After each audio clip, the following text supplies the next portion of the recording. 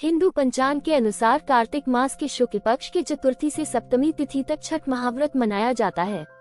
इसमें भगवान सूर्यदेव की पूजा होती। छठ व्रत खासतौर पर पुत्र प्राप्ति के लिए किया जाता है। छठ पर छठी मैया के जयकारे के साथ आराधना की जाती है। बिहार, झारखंड, उत्तर प्रदेश राज्यों में ये प्रमुख तौर पर मनाया जाता है। छठ व्रत कथा। दिवाली के 6 दिन बाद छठ मनाया जाता है। छठ के महाव्रत को करना अत्यंत पुण्यदायक है। छठ व्रत सबसे महत्वपूर्ण रात्रि कार्तिक शुक्ल षष्ठी तिथि को होता है। सूर्य उपासना का यह महापर्व 4 दिनों तक मनाया जाता है। छठ पर्व के लिए कई कथाएं प्रचलित हैं, किंतु पौराणिक शास्त्रों में इसे देवी द्रौपदी से जोड़कर देखा जाता है। मान्यता है कि जब पांडव जुए में अपना सारा राजपाट हार गए, तब द्रौपदी ने छठ का व्रत रखा था। द्रौपदी के व्रत के फल से पांडवों को अपना राजपाट वापस मिल गया था। इसी तरह छठ का व्रत करने से लोगों के घरों में समृद्धि और सुख आता है। छठ मुख्य रूप से बिहार, झारखंड, उत्तर प्रदेश सहित कई क्षेत्रों में छठ का महत्व है। छठ पूजा या सूर्य षष्ठी या छठ व्रत में सूर्य भगवान की पूजा होती है और धरती पर लोगों के सुखी जीवन के लिए सूर्य देव के प्रति आभार व्यक्त किया जाता है। सूर्य देव को ऊर्जा और जीवन शक्ति का देवता माना जाता है, इसलिए छठ पर्व पर समृद्धि के लिए पूजा की जाती है। सूर्य की पूजा से विभिन्न बीमारियों का इलाज संभव है। सूर्य पूजा के साथ स्नान किया जाता है, इससे कुष्ठ रोग जैसी गंभीर रोग भी दूर हो जाते हैं। छठ पर्व परिवार के सदस्यों और मित्रों की लंबी उम्र और समृद्धि के लिए भी मनाया जाता है।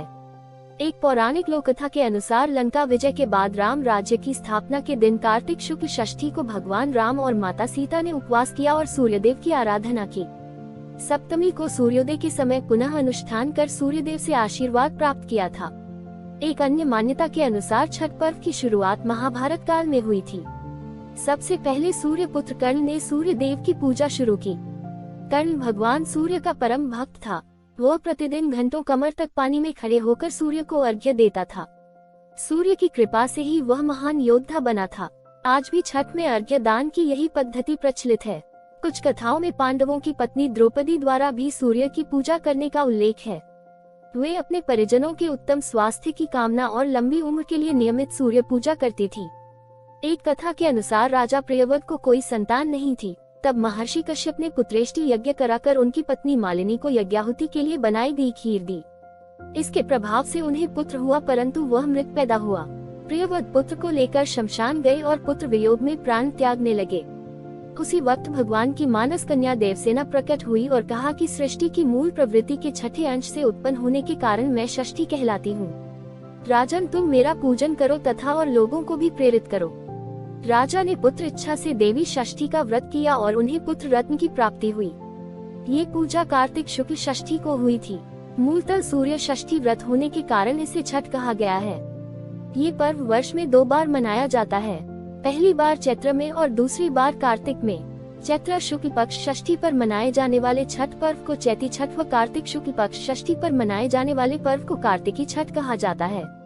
पारिवारिक सुख, समृद्धि तथा मनोवांछित फल प्राप्ति के लिए यह पर्व मनाया जाता है।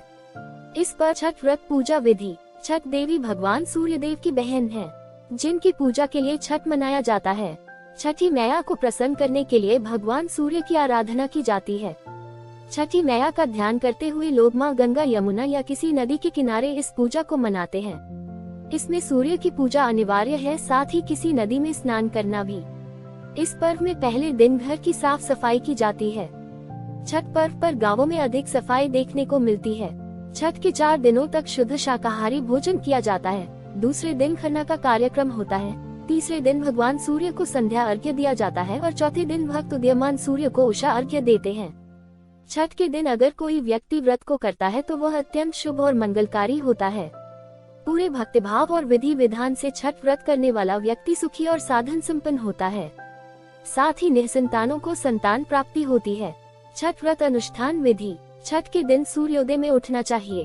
व्यक्ति को अपने घर के पास एक झील, तालाब या नदी में स्नान करना चाहिए। स्नान करने के बाद नदी के किनारे खड़े होकर सूर्योदय के समय सूर्य देवता को नमन करें और विधिवत पूजा करें। अगर हमारी वीडियो पसंद आई तो चैनल को लाइक और सब्सक्राइब करना ना भूलें।